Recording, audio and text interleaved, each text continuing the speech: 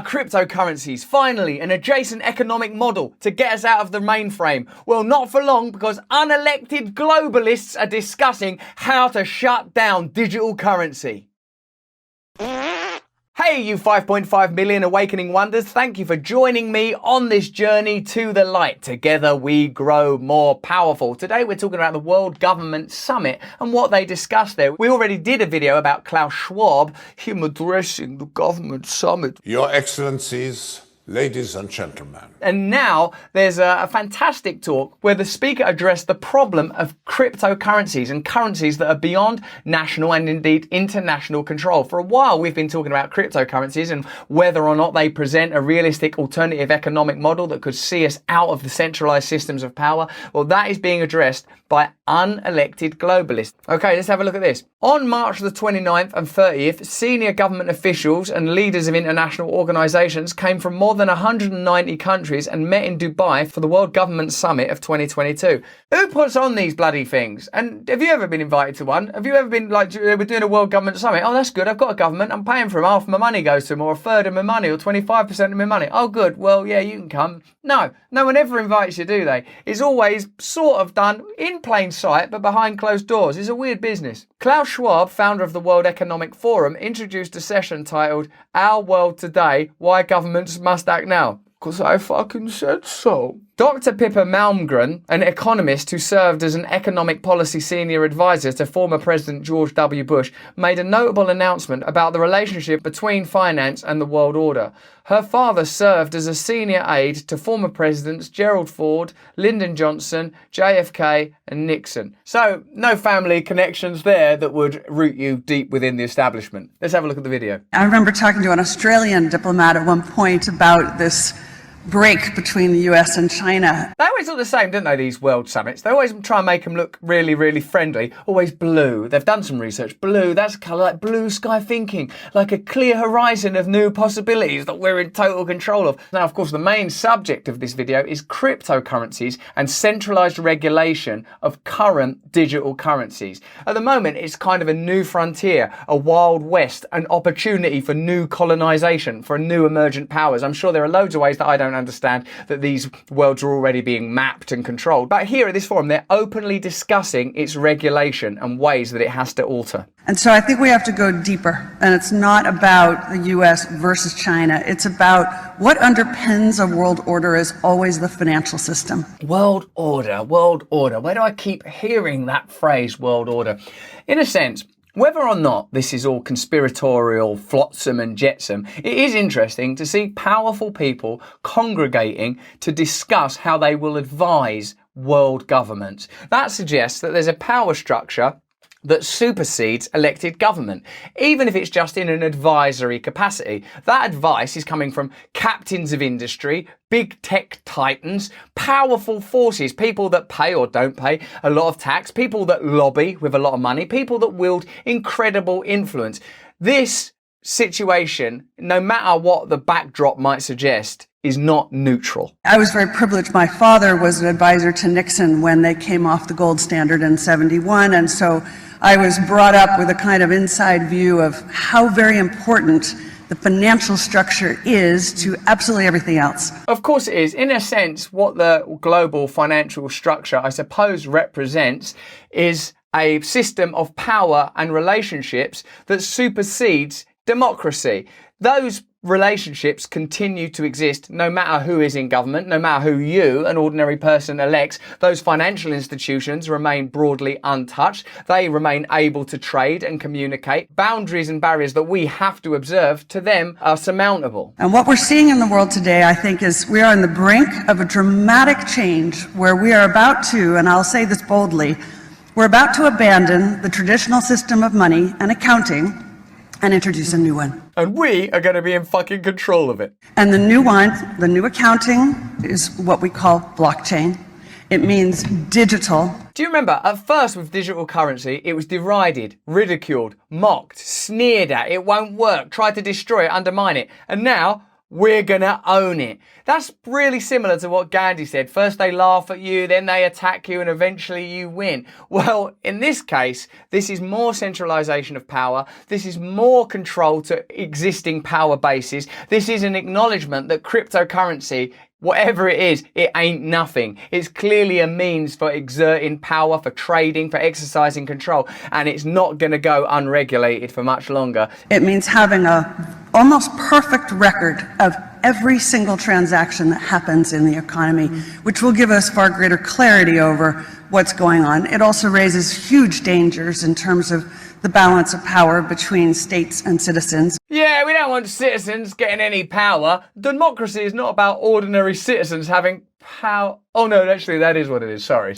Wrong meeting. In my opinion, we're going to need a digital constitution of human rights if we're going to have digital money. I don't think that any of these individuals, by the way, are actual baddies, like she's not a good person or whatever. I'm saying that there are systems and relationships and indeed forums that exist where power becomes concentrated, where relationships get augmented, where ideas get cemented, where policies recur and get instantiated, where advice gets passed down. You only have to look at the list of people that have been through the apprenticeships offered by the WEF to see that that's real. You only have to see the way that different political leaders say things like "Build Back Better," a phrase that I believe came from the WEF, to see its influence and its impact. I'm not even suggesting it's malign or type stuff. I'm simply saying these meetings are happening and they are not just for a bit of a laugh. They're not talking about table tennis, are they, and deep sea diving. They're talking about power and how power operates and what are the submerged structures that hold up the visage of apparent power and how to control them. But also, this new money will be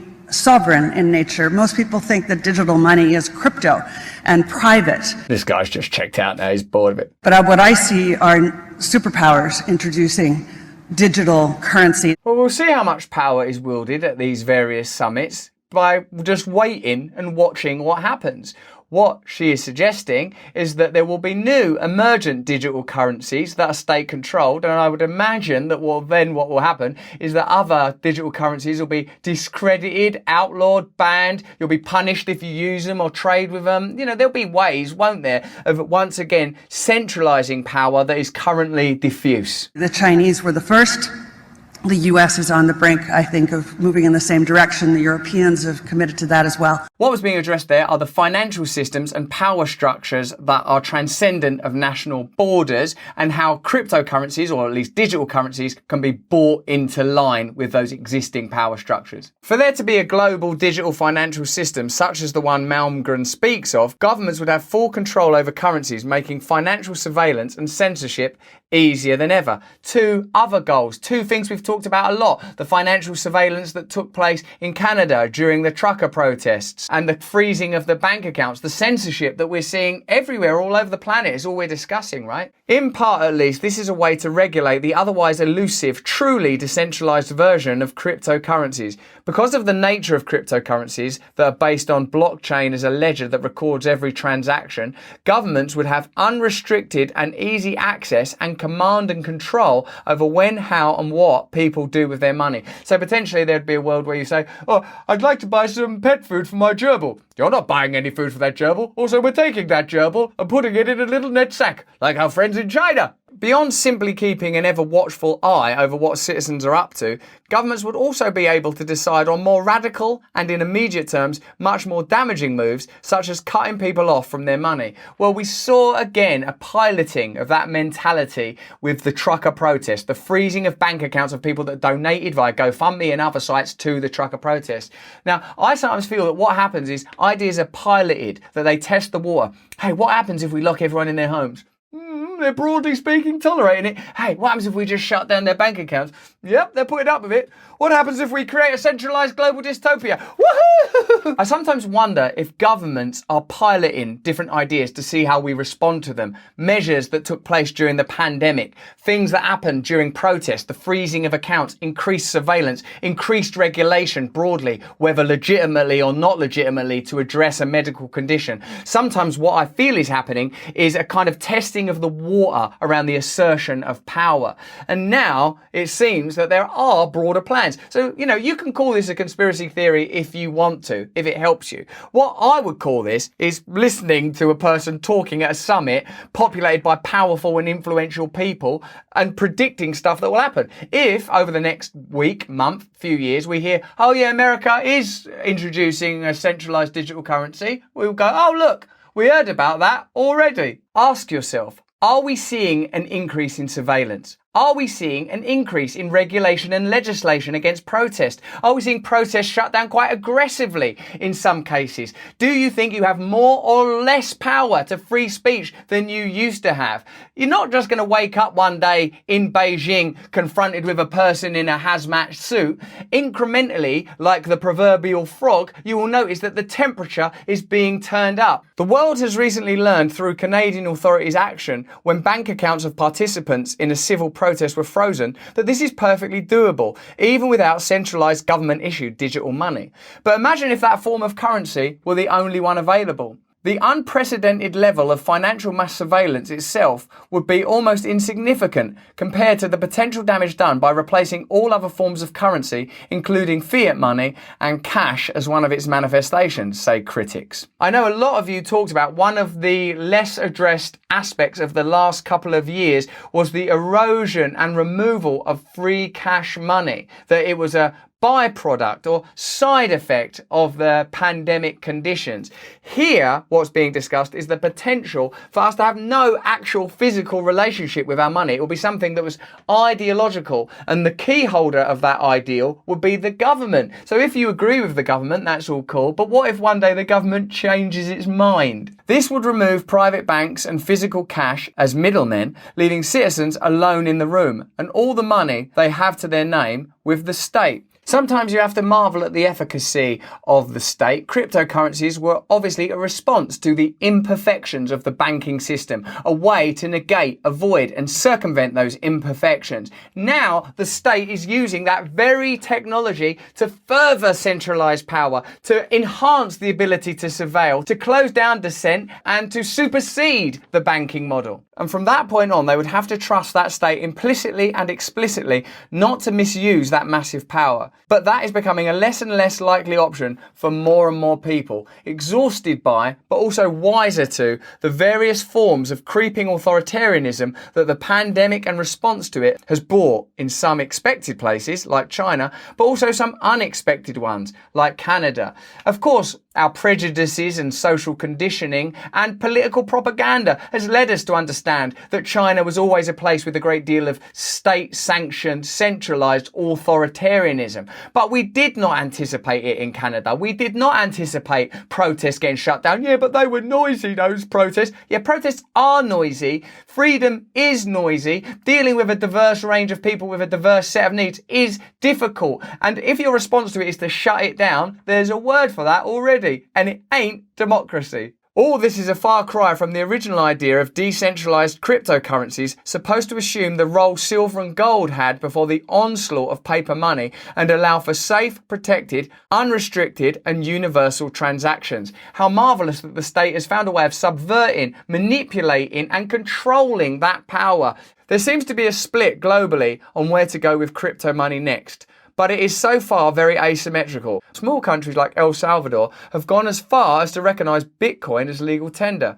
But giants like China are moving in a different direction, that of banning crypto mining and at the same time issuing a digital version of the national currency, the yuan. You know, that kind of shows you exactly what's happening. Small nations that don't have a great deal of power have to accept the efficiency of the model. Large countries shut it down and create their own white label bootleg version. That suggests whatever cryptocurrency contains, there is a form of power in it that they want control of. And China's not alone. The EU is looking for ways to introduce a digital euro. And the situation is the same in the US, where a digital dollar might be on the horizon. So these conferences, they're not purely speculative. It's not just a bunch of intellectuals chewing the fat with a blue backdrop. They're discussing things that down the line are going to happen. They're positioning their clients to best benefit from those changes. And they're advising those governments how to make those changes. And this is just the World Government Summit. I mean, even the name's a bit mad. Why would you have a summit telling governments what to do? Who's meant to tell governments what to do? I'll give you a clue. You! But when the media covers policies around this issue, the focus is mainly on China and what is seen as the rise of financial authoritarianism there. Apparently, that's always been the way. We've always used China as oh, look over there, China, much worse what they're doing, you can't trust them, the Chinese. But actually, as with the pandemic, there's an argument that we're learning from their models, replicating their models, simply doing it with different wallpaper. Given their backdrop preferences, probably blue. In truth, China isn't even trying to hide that it wants to control from the state level everything that can be controlled, starting with speech and information. Therefore, the idea that the trend wouldn't reach money as well should surprise nobody. One of the pilot cities chosen to test out the e-yuan is reporting that the main benefit observed so far is that this financial system makes it easy to track cash flow and enforce financial rules. And the end goal, once widely adopted, will be to track all transactions taking place in Chinese society. That's omniscience. That's the ability to see all, to control all, to have total power. In a sense, we're already seeing total power in China. If you can just lock 25 million people in their homes, take their pets off them, separate them from their kids, what more power, what more significant biopotency could be exerted on a population? But once you control money and trade and transaction, I think we might want to be a bit more circumspect about what we prescribe to in order to pursue what we're calling progress. Because I'm not sure where we're progressing to is somewhere I want to go. Some in the West are already wary of the implications of the trend, with critics of the central bank digital currencies, CBDCs, not mincing their words as they are warning that if introduced in the US, the country's government will show that it's well on its way to authoritarianism. So I suppose what we're asking is, does what take place in these world government summits or these WEF meetings influence what happens at a national level, at a global level?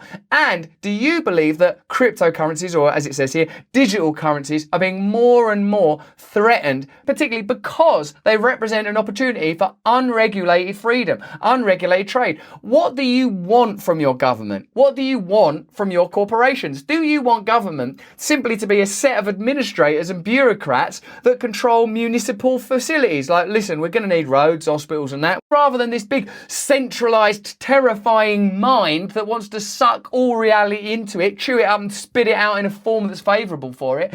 I think centralisation must be resisted. I think alternative forms of currency are beneficial. I think dissenting and alternative voices are necessary. But what do you think? Tell me what you think in the comments below. I want your opinion. We need your opinion. You help us to evolve and grow. Let us know what you think about all this stuff in the comments. Do you think these conferences are important and significant or not? If you enjoyed this video, have a look at this one or this one. And please sign up to my mailing list. You'll get a weekly bulletin telling you what I'm up to, including my one-day Wim Hof event, which you can attend if you sign up for my mailing list. More important than any of that though, please stay free.